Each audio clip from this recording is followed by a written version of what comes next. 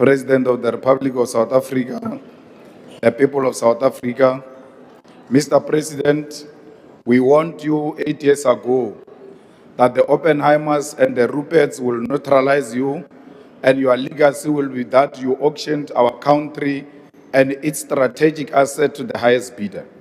You did not heed our warning.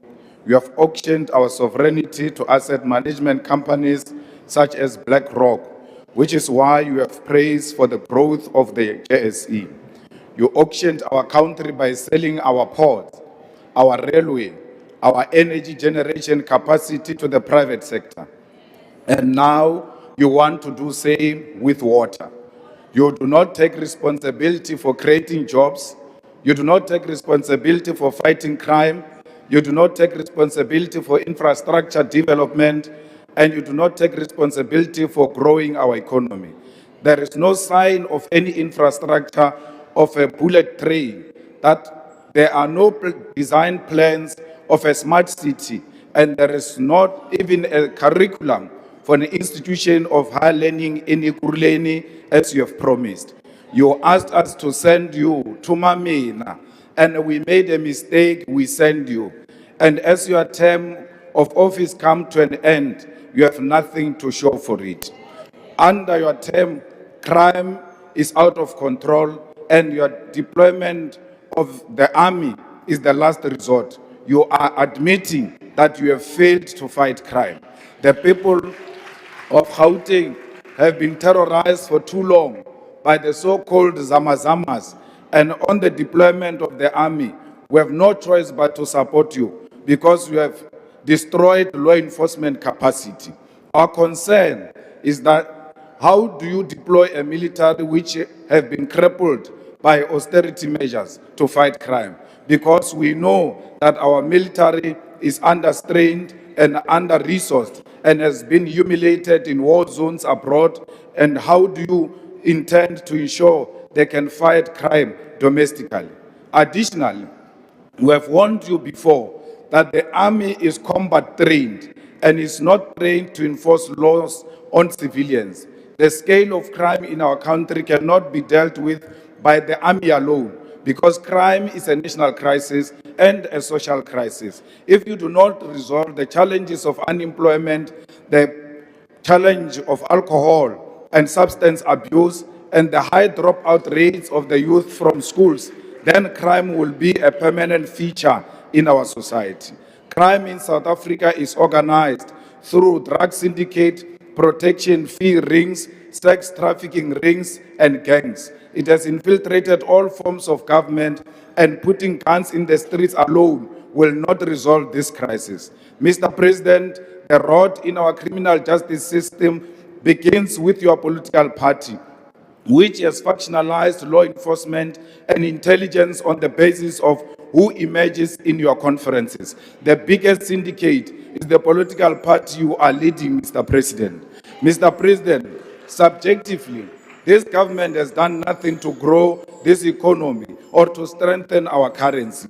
Let us take this opportunity to remind you of your own commitments. Last year on this same platform, you committed to grow the economy by 3% through infrastructure investment, structural reforms, and inclusive growth and employment.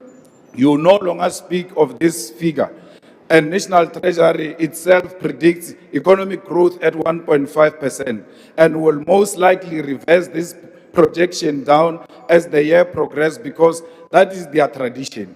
You speak of the achievement of a budget surplus as a positive economic indicator, but it is more of an indication that you are implementing austerity and spending less on saving the needs of the country. Why will you be proud of a budget surplus in a country with massive unemployment, collapsing municipal infrastructure, and poverty, which is leading the death of children in the Eastern Cape? You're proud when it comes to EPWP jobs is something you should be ashamed of and not mention at this level of governance. Those are temporary jobs which are used to secure income for volunteers of your political party. It is slaves jobs with no security, because you cannot secure a car or a home with an EPWP job. Mr. President, the electricity crisis in South Africa is far from over. The mistake you are making on declaring an end to this country, now that the people of Sandest no longer experience electricity outage, you no longer view it as a crisis, forgetting the people of Soweto, Mdantsane, Seshego, and Ditsobot. You have given load shedding a new name, and that new name is load reduction. On top of that, you have lost control of the pricing regime of electricity, and NERSA is pronouncing an increase in the cost of electricity every few months. Your municipalities do not have an idea of the infrastructure they are seized with governing. It does not matter how many billions of rands you give them to revive water infrastructure. The fact of the matter is your minister and your mayors do not have the town planning, do not know the town planning of where water infrastructure begins and where it ends. This is why they respond to burst pipes and leakages as they happen and run after one pipe to the other. In Ekurhuleni, we have an MMC of water of the EFF, Tembi Msani, and sanitation, who is managing a water infrastructure there and has been declared as a water champion. When your minister was running around complaining about water, our MMC of water in Ekurhuleni was given an award the same week and declared a water champion. Instead of benchmarking from the DA, which struggles to provide clean water to people of the city in this township, go and benchmark from the EFF department there in Ekurhuleni on how to fix the water crisis. Mr. President, you will not fix our municipalities if you do not revise the backward and outdated equitable share model, which allocates more funding to the national and provincial spheres of government while giving the least allocation to local government. The idea that all municipalities can be self-reliant on revenue generation when you know you preside over a country that is massively deindustrializing and is suffering massive unemployment is misguided. We need to focus on strengthening municipal capacity, but in addition to that, focus on recovering revenue from major industries which consume electricity and water in bulk. These companies must be given incentives on rate paying, which will compel these industries to invest in developing municipal infrastructure such as roads, water, electricity, clinics, and schools. Mr. President, we want to say to you, we fully support you on your posture when it comes to international relations. Your support for Palestine, the people of Western Sahara, South Sudan, and the people of Cuba. We agree with you that Africa must begin to negotiate its trade relations as a bloc and with unity, and that no nation must ever again think it has got the right to bully us and impose on us who our friends must be and who our enemies must be. We agree with you that not civilians must take the law into their own hands and harm foreign nationals. And you must tell those in your cabinet and who support you that they must not campaign using violation of the human rights and murder of foreign nationals. They claim you agree with them. You must continue to denounce them, Mr. President. Others are killing people to perform rituals as we approach local government elections. They think by killing foreigners, they will win elections. They must ask their friends who came here with the name of killing foreigners. They did not win elections. Xenophobia will never win them elections. And some of them are found in your cabinet. You must remind them as you meet them on the corridors. Just say to them, xenophobia will not make you a president. I might have made you a minister.